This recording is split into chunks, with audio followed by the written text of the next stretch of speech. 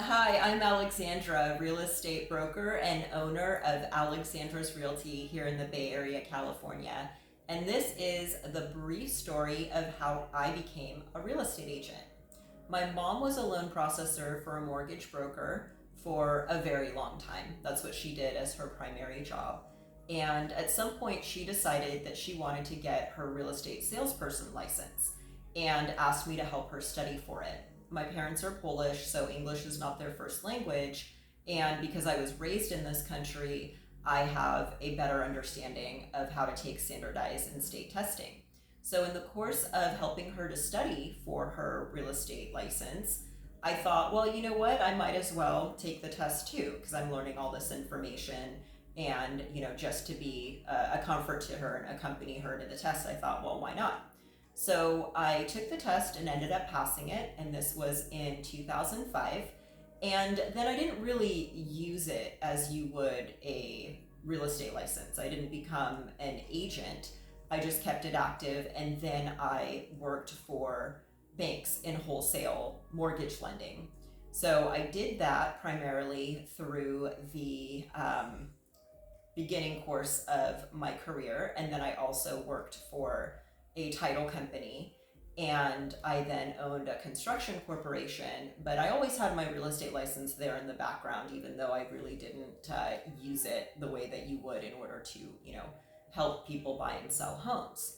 And I let it lapse, and I would say probably about 10 years ago, I was helping quite a few of my friends who were stuck in, difficult realty situations.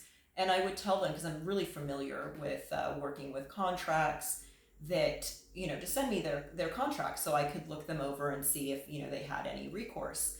So, in the course of helping several of my friends, they told me, hey, you're helping us. Why don't you do this? Why don't you help other people not end up in these types of situations where then they're having to, call the Department of Real Estate and the Realtors Association to try and solve their problems, right? Why don't you help people not end up in these situations in the first place? And I thought, oh, okay. And, I'm a behind the scenes kind of person. I am more of an introverted person. I'm an only child. I have no problem being on my own.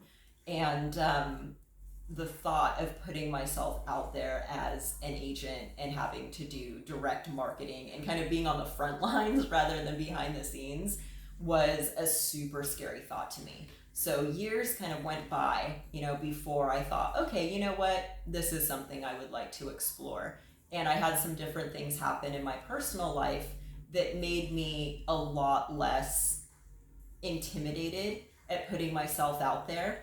And you get to the point sometimes in your life where you realize, okay, well, life is short. What do I really have to lose? And unfortunately, it's usually because you've suffered, some loss and gone through some trials and tribulations. But I now realize that that's what needed to happen to put me in that place of just saying, okay, here we're gonna do it, and I'm just gonna do it 100%. So that is how I became a real estate agent. And I will post another video of how that then escalated to me becoming a real estate broker. I hope this was helpful. Take care.